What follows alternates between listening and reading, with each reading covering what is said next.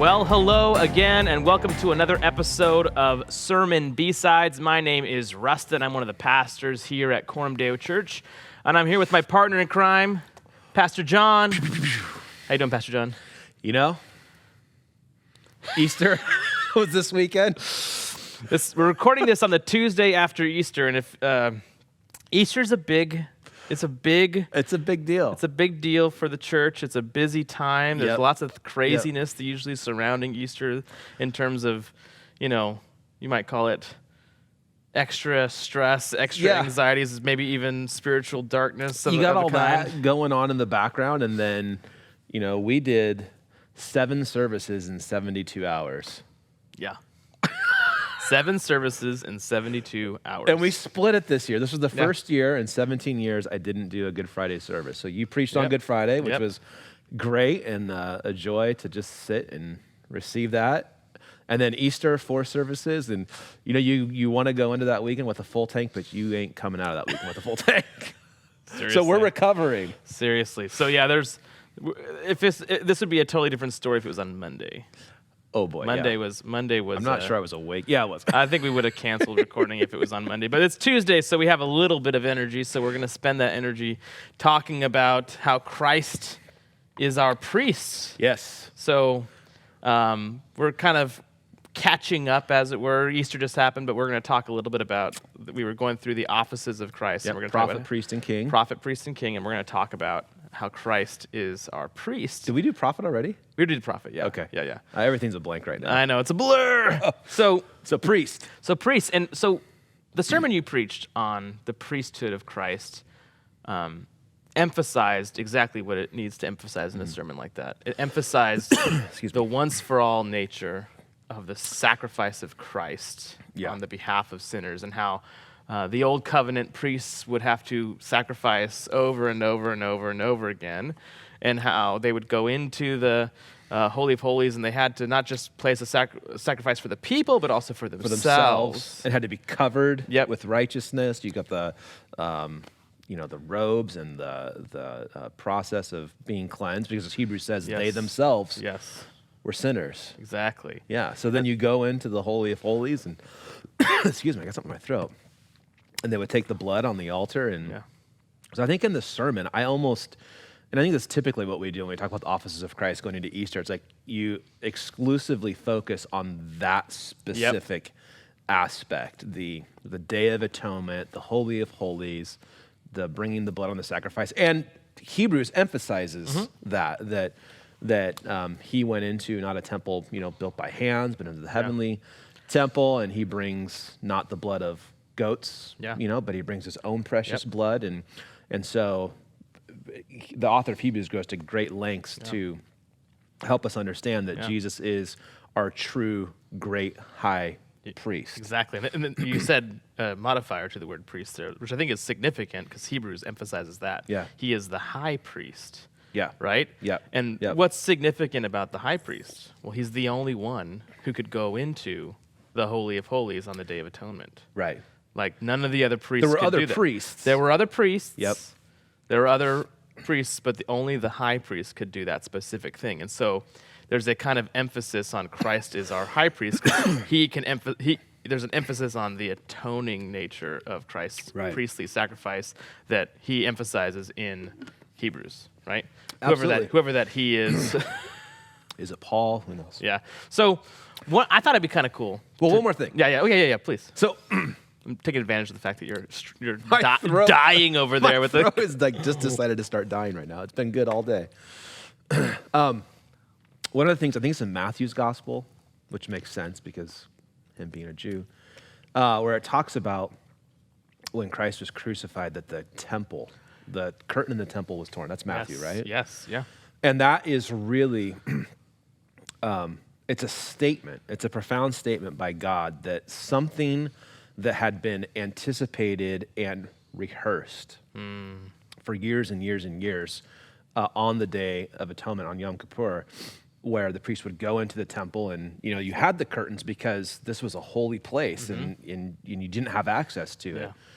But when Jesus, when he's crucified and when his blood is shed, that curtain is torn, And it's very interesting that Matthew doesn't just tell us that the curtain is torn, but he says it was torn from the top. Yes. And you get this imagery of like, if a man was tearing this, I mean, it was quite the thing. He would have torn it from the bottom, but for it to tear from the top is like the Father saying, the blood that all of these other sacrifices were waiting for has finally been shed. And because judgment has been satisfied, wrath has been satisfied, the righteousness of God has been satisfied, this curtain that keeps you out is no longer necessary, and he tears it. So there is a finality, in which is Hebrews also goes to stress that, which is interesting because at the time the Hebrews is being written, you still have the temple. It hasn't been destroyed yet. And so you still have these sacrifices being made, but the sacrifice that Christ makes is a once and for all sacrifice. It doesn't need to be repeated. It can't be repeated. So there's a finality to that, a closure to that. Yeah, I was actually just recording yesterday a Bible Thoughts on where Jesus says, "I am the way, the truth, and the life. No one goes to the Father except through me." Yeah. But what's interesting is that he says that after telling his disciples, "Where I go, you cannot follow. But where I go to my Father.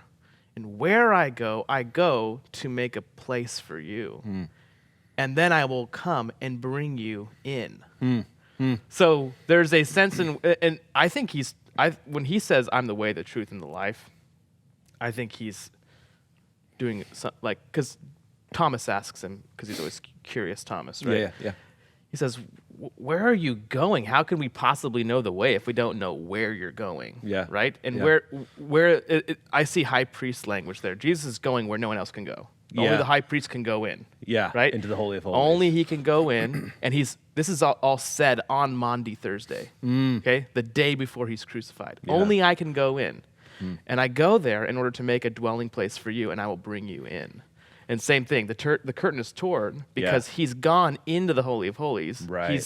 He's made the sacrifice that purifies, and now he is the way we go to the Father. And that's what the Holy of Holies is all about. It's all about redeeming that which was lost in the garden. The dwelling place of man, the dwelling place of God is with man. That's the exclamation of Book of Revelation in chapter 21. Behold, which is what it was in the beginning. Eden, exactly. Yeah. So what fascinates me is that when Thomas asks, "Where are you going? How can we know the way if we don't know where you're going?" Jesus answers, "I am the way." But he doesn't just stop there. He doesn't just say, "I'm the way. Follow me." He says, "I'm the way, the truth, and the life." And I see in that he because you ask, why does Jesus emphasize these other terms, truth and life? And there's a triad there. It's I think it's the prophet, priest, king triad. It's what was in the Holy of Holies. It's the Ark of the Covenant. But what was in the Ark of the Covenant? Yeah. The staff of Aaron. Right.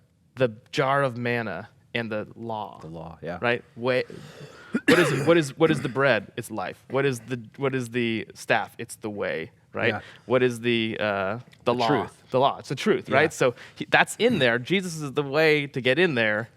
And he's also those things. So I feel like if Peter Lightheart were listening right now, he would say, "Amen." Right? It's very lighthearted. Yeah. Or Jordan, or So, but that brings up. We kind of touched on something just a second ago that I think we should dig into a little bit. You said it's how it was at the beginning. Yeah. Right. The sermon really emphasized the once for all high priestly role of the atonement. Right. Yeah. But there's a lot more going on with priesthood, at least in the story of Scripture, than that high priestly role. Right. I think that it all climaxes there. I think that's the central heart and focus of what the priest does and is for post-fall. But there's something priestly happening even before the fall, right? And it's not the same thing. It's not the same thing. That distinction, it's really, it's curious because like one of the things I said in the sermon was you didn't need a Day of Atonement in Eden before Genesis 3. No. There was no need for the blood of a lamb to be sacrificed and put on the altar. Yeah. You do see Cain and Abel bringing sacrifices and the sacrifice of of blood. But even that's after. But even that's after, yeah. And it's really interesting that in Genesis 3, when Adam and Eve do sin and they seek to, atone, that cover themselves, that they use what Cain used, basically vegetation, to cover, which was insufficient. And then God later in Genesis 3, he provides skins for them, and that word is like leather. So you seem to have an animal being sacrificed and blood being shed to cover for them. But that's all post. That's all post sin and rebellion and death. That was after Adam and Eve had deconstructed their faith. So yes, it's true. So So what's the priestly function and role before sin? Is there one? Is there one? Yeah. So this is where, if you consider what is happening in the tabernacle, what is happening in the temple, you have, in the most simplistic terms, God making a way for man to dwell with God. Yeah. It's the place where God and man meet, right? Yep. But before a fall, we had that. Yeah. We had God and man meeting in the garden. In Eden. Right? Yep. And there's a couple scholars that have talked about this that I find it super helpful to think about what Eden was. Eden was this place where God met man. God creates this sanctuary, this place, the Eden, and then he places an image of himself in that garden. Yeah. And that's historically what people do in pagan temples. You create a shrine to a god, and you put the image of the god in that shrine or in that temple. Yeah. And if you're, if you think that the A&E, the ancient Near East, is primary, then you think, oh, the Bible's just copying that. Oh my gosh. But if you think that actually all the ancient Near East paganisms were actually copying the original, that seems much more satisfying. That is one of the things that is so frustrating to me with the A&E crowd, is like the assumption is always the A&E existed, and then Moses and everyone else is taking their cues from that. And I'm like, it seems like it starts in Eden. By A&E, that's shorthand for Ancient Near East. And it's basically, people will talk about the Ancient Near East understandings of or paradigms of temples, gods, etc. Yeah. And so you can go back and this practice that I just mentioned of you make a temple, you put an image of the god in the temple. Yeah. Well, then if you think, oh, that's primary. Yeah. And so when the writer of Genesis was writing the Genesis story, they were borrowing from that idea and saying God created the world and he placed his image in it. Which is really saying that the incarnation is God borrowing from ancient Near East. Exactly. So So, anyways. So, but if you take the biblical story as primary, we have at the very beginning of the story the definition of priesthood. You don't just have the definition of priesthood, though. You also have all offices, priest, prophet, and king, all in the garden. All in the garden, all in, I think, Genesis 1. Yes, in the state of unbrokenness. Right. So I think one of the things that's is important to identify with a pre-fall creation, right, is that there was no sin. Adam and Eve were without sin. They were naked and unashamed, right, which is what every married couple longs for.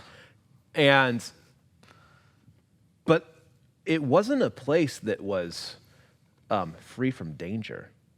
Yeah. It kind of reminds me of when in the Chronicles of Narnia, where it's like Aslan is good, but he's not safe. Yeah. It's like Eden was good, but it wasn't safe, and we know it wasn't safe because there was a serpent. Yes. Yeah. There was a serpent that was present. The serpent doesn't become an issue after the fall. Yeah. The serpent's there. Yes. And there is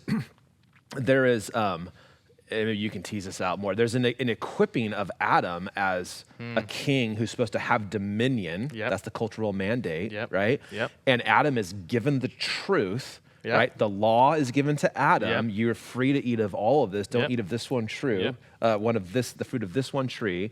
So you have a king with dominion. You have a prophet who is speaking the truth, and you have a priest who is to guard and protect this thing. All those functions are there. I would add the other thing I'd say for that is that his job is also to receive and feed. Receive life and feed. Like the directing to the right trees, right? Right. Like which was supposed to be taught from him as God's instructor Yes, to Eve. exactly. He's supposed to feed. And all of humanity. Yep. So there's a role of priesthood that is, that's one of the reasons I connect priesthood with the life. And when Jesus says, "I'm the way, the truth, and the life," is that the priesthood, even post-fall, what he does is he mediates life. A sacrifice dies so that a life could be preserved. Yeah. Right? Yeah.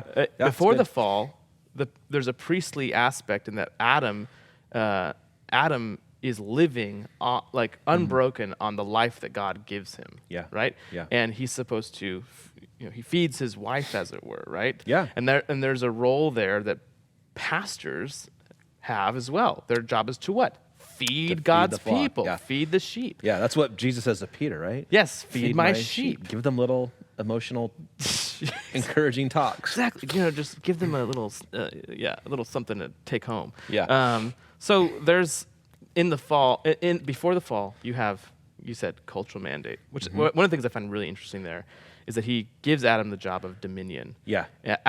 He gives humanity the job of dominion, and he says, well, be fruitful and multiply, subdue.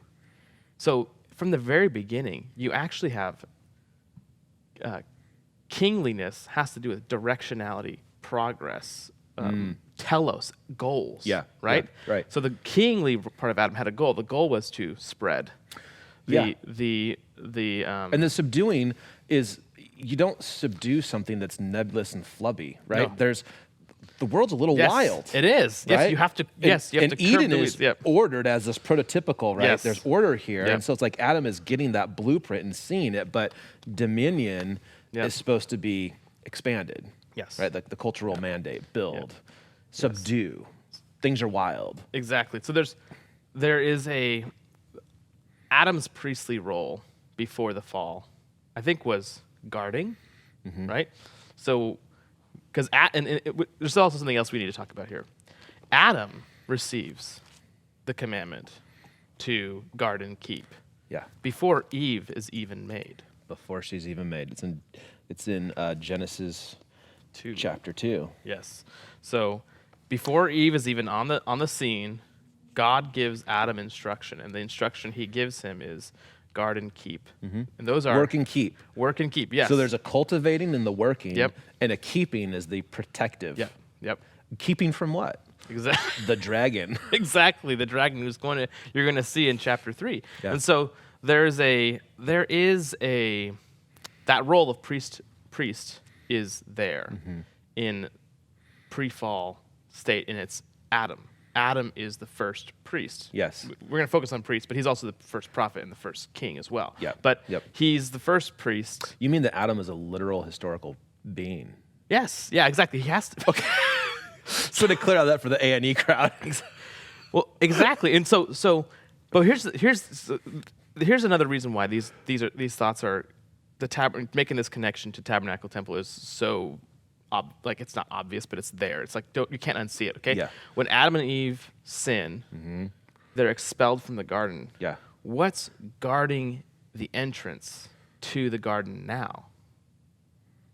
No longer Adam In Genesis 3. In Genesis 3. Yeah, it's the sworded angel, right? The cherubim. Do you know where else we see the word cherubim? He drove out the man, and at the east of the Garden of Eden, he placed the cherubim and a flaming sword, and turned every way to guard the way in to the tree of life. Yes. So you have, when Adam is expelled, you now have a substitute guardian. Yeah. Over access to the place where God met man. With a flaming sword. With a flaming sword, and he's a cherubim. Yeah. The only other places you see cherubim in the Bible. It's in the temple, isn't it? It's the temple ornaments. Yeah. Like they're etched into the fabric of the temple ornament as a temple ornament, and they are covering the Ark of the Covenant. Yeah. Right? That's the only place. So you see seraphim in Isaiah 6, which are different. I don't know exactly how they're different, but they're Those different. are the six-winged, covered with eyes. Yes, exactly. But the cherubim, and the cherubim are described as, whenever they're seen by man or prophets, they're described as having the four faces, the bull, the bull, the lion, the eagle, and the man. Somebody needs to like draw that up. Like go through Ezekiel and Daniel, like all those images. Yeah. Like just Well, there's a really, I mean, we could talk a lot about that. Could be a whole other. That's a whole other one. There's a lot of interesting symbolic stuff happening with those creatures' heads. But so if you think about the fall led to a situation where God was going to rescue and redeem what had fallen. Mm-hmm. Then that means he intends to bring them back into his presence. He has to bring them through the cherubim. Yeah. Right? Yeah. And so through the flaming sword. Through the flaming swords. And so whenever you go into the Holy of Holies, where the cherubim are covering the ark, mm-hmm. you need to bring a sacrifice because something needs to pass through the swords, as it were, of the cherubim. Yeah. But Christ himself passes through the swords of the cherubim so that he can bring us into Eden. That's kind of that's a total lighthearted steal. I was like, I hear him in the background again saying, "Amen, amen." Yes. So, but but priesthood, even in the Old Testament, had a lot more to it than just the high priest's Day of Atonement. Yeah. And there's all kinds of things. There's bread offerings. There's not just offerings of atonement. Yes. There's offerings of thanksgiving. Yes. Right. There's all sorts of, and that's where we get, going into Good Friday, we really focus on the atonement element for good reason. Mm-hmm. But there are other things that are going on. Yes. other offerings, like the bread. There's the wave offerings. Yes. You've got all these things happening. Praise offerings. Yes. And so that I think that when we read those things, we often go, well, what are all these things for?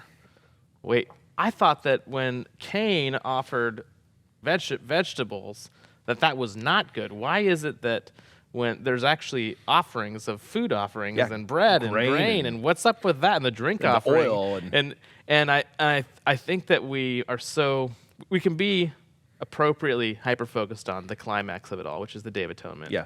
That we miss that a lot of those other things are just simply saying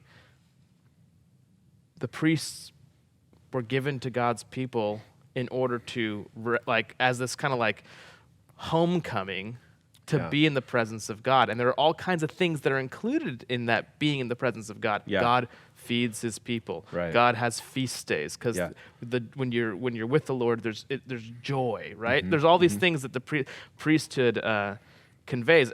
I describe the priesthood.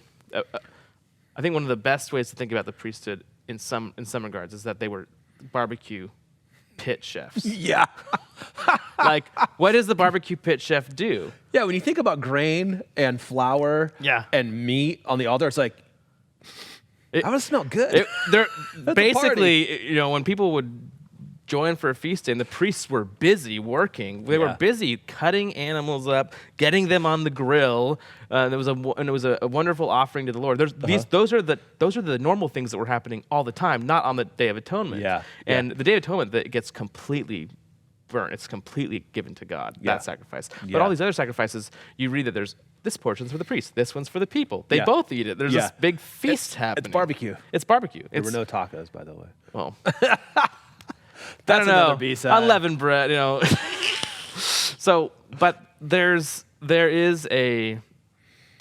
I just think we look at the Old Testament like it's this super foreign thing, when really it's, if you picture it, like there's smoke going up, there's salt being put on stuff, there's people, like that's a lot of meat.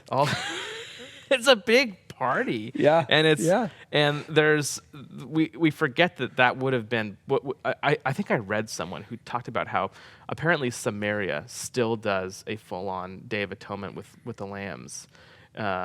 Really? Like the Samaritans still will have where the lambs are brought forth and they're slaughtered and the blood is sprinkled on people, because they've been doing it without the temple for so long anyways. They didn't, because the reason why the Jews don't do it because the temple's gone. But the Samaritans, because of the split in the kingdoms, they were breaking God's law for a long time. Yeah. So still doing their Day of Atonement, like the way that they did it, they're still doing it. And so, but I think it was Drew Johnson in a book called Human Rights. RITES. Okay, he said he witnessed this Samaritan Day of Atonement. He's like, Samaritan, yeah. And he said, one of the things that was really fascinating to me is like in my mind, it was always this like super solemn ritualistic thing. And there was some of that there, but it was really a barbecue. It was like people were eating food, meat was getting passed around. Yeah. And that helps you see what was happening in the Old Testament and all these purity laws about what it takes to be participant. We're teaching this, like, not this, but this, like, this holiness distinction. code. This distinction that not everybody can be a part of this family. Yeah, not everybody can be a part of this family. Yeah. You have to belong to Yahweh. Yeah. And these are the things that distinguish. It's not that, like, and I've heard people say, like, the temple and the tabernacle had guards too. Yeah. And if you think about the temple and the tabernacle as like even a analogy for a human being. We're the temple, right? We're like, don't you know that your body is the temple of the Holy Spirit, right? Yeah, you're bought with a price. Yeah, you're bought with a price. So, when you read the Old Testament, that there are guards in front of the temple. What does that tell you? It's like, there's a guarding that needs to happen over your own. There's an enemy. Yes, there's an enemy to guard. There's distinctions, right? So but when we think about priesthood, and we emphasize Christ the priest, sometimes I wonder if we also forget that we're called a royal priesthood. Yeah. We're a holy nation, a royal priesthood. That's what Peter calls us. Yeah. What do you think that means today in light of priesthood? I'm gonna back up just a little bit and kind of trace like the arc through Scripture. So Adam is supposed to be a priest, right? Yes. He fails. Yes. With him, humanity falls. Yes. The Apostle Paul is very, very clear that Jesus is our second Adam, a greater, truer Adam, right? Yep. So everywhere that Adam fails as prophet, priest, and king, Jesus succeeds at prophet, priest, and king. And so we have Adam, first Adam, you have Christ as second Adam. We are by nature in the first Adam. Yep. By faith and regeneration, we are placed into Christ, the second Adam. And because we're in Christ, who fulfills prophet, priest, and king, now, as Peter says, we are a royal priesthood. Yes. So that now what was a select few in the Old Testament and then one perfected in the New Covenant, now we are all who are in Christ. When he's writing to the church, he's not writing to like a special leadership cadre saying, okay, you guys are the royal priesthood, but the church is the royal priesthood. Yes. So that's how we get to that statement. So, okay, go ahead. So then the question is, what if we're a royal priesthood? Well, and you have some people who say that it's a royal priesthood because they have a high priest, and that's just like, it doesn't trickle down to the people being priests. Yeah. There's some people who say that, and I don't think it's actually accurate, because why would you call them a royal priesthood? Right. So, but it doesn't say you have a royal priesthood. you are. Which would be more of a Catholic understanding, right? Yeah. I mean, and I think that some people would say because there are priests in the church, they are considered a priesthood, even though that there's one and then there's many, but whatever. So, but I think that it's pretty clear that Peter's saying that you are a priesthood. Yeah, and a chosen people. So what does that, what does that mean today? What does that mean? What does it mean that we are a priesthood? Because it obviously doesn't mean that we are continuing the Day of Atonement on behalf of people, because we can't do that, and that's what Christ came to do once and for all. Once and for all. So if it's not, that's done. So what is it that we are? How are we a priesthood? Yeah. So you're asking me? Yeah, I'm asking you. I think there's some very practical ways that gets worked out. So one, I think, is we are a priesthood in that we're truth tellers, right? The priests were the instructors, and that's not to flatten leadership of a church and say, oh, everybody's on this, same thing. There are elders that are given to a church and pastors that perform a specific office of teaching with authority.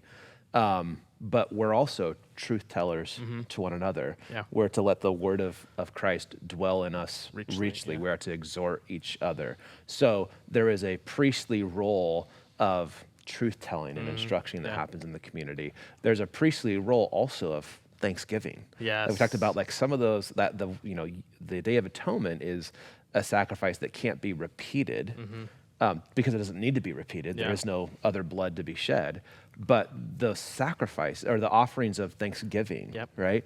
Like when you were talking earlier about the food and I'm thinking of dinner. Yeah. And it's like one of the things lots of families do. Your family, our family does. It's like you sit down and we give thanks to God for the food. Yeah. Like that's a priestly function that the father is fulfilling in the household and is acknowledging all this food is a gift, right? Yep. And in tasting the goodness of the food, we are tasting the goodness of God. That's a very, that's a similar thing to what's happening with the grain offering. So I think, and you talked about like parties and celebrations. Yeah.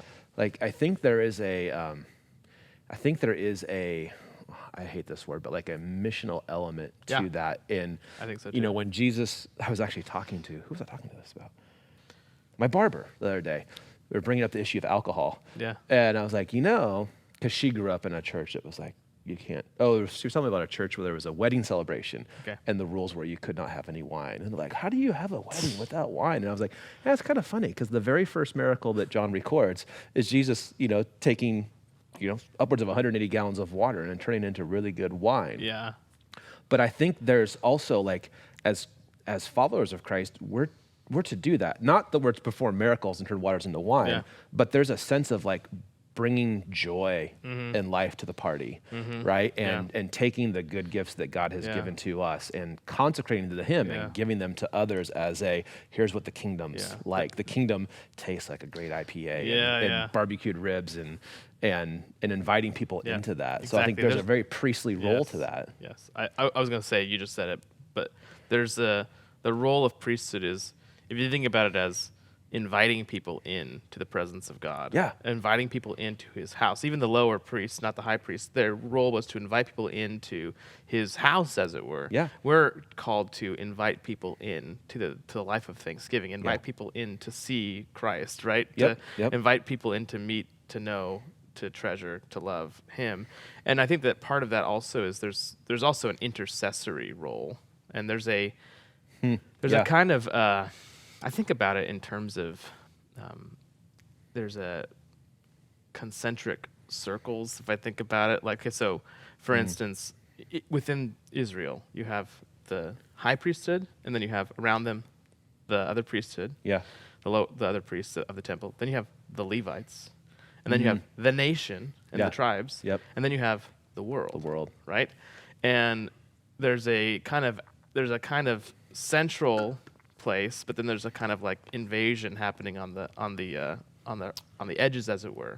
Right. And as members of this royal priesthood, wherever we are enacting this kind of like where we are the border between the world and coming to know Christ and his priesthood and his dominion. And so wherever we are, we have this role of inviting people in. But there's a definite line there, right? And so there's a definite need to say, come under the atoning love of Christ, right? So I have a whole other thing here I want to talk about, but I think we're already pretty close to time on this one. Are we timed? We're like, well, I mean, we could talk about this one. You want to talk about blood? Sure. Okay. Let's keep this to 5 minutes. Okay. Blood.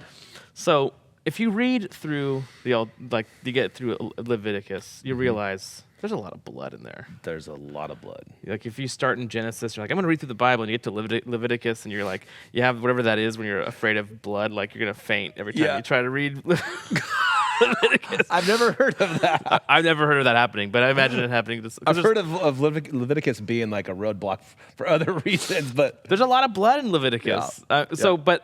But one of the things that's significant about Christ's coming is that there's no more bloodshed. There's no more bloody sacrifices that serve the purpose of atonement. And also, I had written down here, this is like a whole nother conversation maybe, but I'm just going to say it, okay? Open it up, can of worms. But also with the new covenant, there's no more circumcision. Yeah. Which meaning the entering of this people is no longer defined by bloodshed either. Yeah. And so there is now all the blood has been shed, and what we're given instead is cleansing rite of baptism. Where we are baptized into the death, the bloodshed of Jesus, and His resurrection, and then a meal of bread and wine, right? A meal of thanksgiving, the Eucharist, right? And so, I just thought, if we're going to talk about priesthood, you kind of need to talk about blood, because the blood is shed. It's all done. Yeah. Right? Right. Once for all. It's finished. Yes. And so there's no longer in the new covenant with Christ as our priest, and we are a bloodless royal priesthood. Mm-hmm. Unless you want to talk about the blood of the martyrs. Yeah. So, all right. Well, which is precious in his sight. Exactly. Right? Yes. And which is also what's the term? The blood of the martyrs is the seed of the church. The seed of the church. So. Yeah. Unless the seed goes into the ground and dies. Yes. All right. Well. That was not 5 minutes. That was good. We made it through it after a post-Easter. We did. And my throat is coming back around. So. All right. Well, we're so thankful you guys join us for B-Sides. As usual, if you have any questions, comments, or anything, you can definitely send us an email at pastor@cormdeochurch.org. We will do sometime in the future a Ask Anything again. Those are always fun. Q&A. So feel free to send your questions to pastor@cormdeochurch.org. And those questions can be from B-Sides. They can be from Sundays. Yep. They could be from culture, politics, whatever it is that's on your mind you want to talk about. Yes. Baptism and circumcision and covenantal continuity. Or why pastors must be men. We could, do they have to be men? They have to be. Yep. Do they? Yeah, we can talk about that. Like biological men, born men? Is there any other kind? I identify as a man. Well, you are one. Good. Thank you guys for joining us. We hope you enjoyed this ridiculous conversation. Until next time, trust Christ, go to church, and love your neighbor. See ya. See you guys.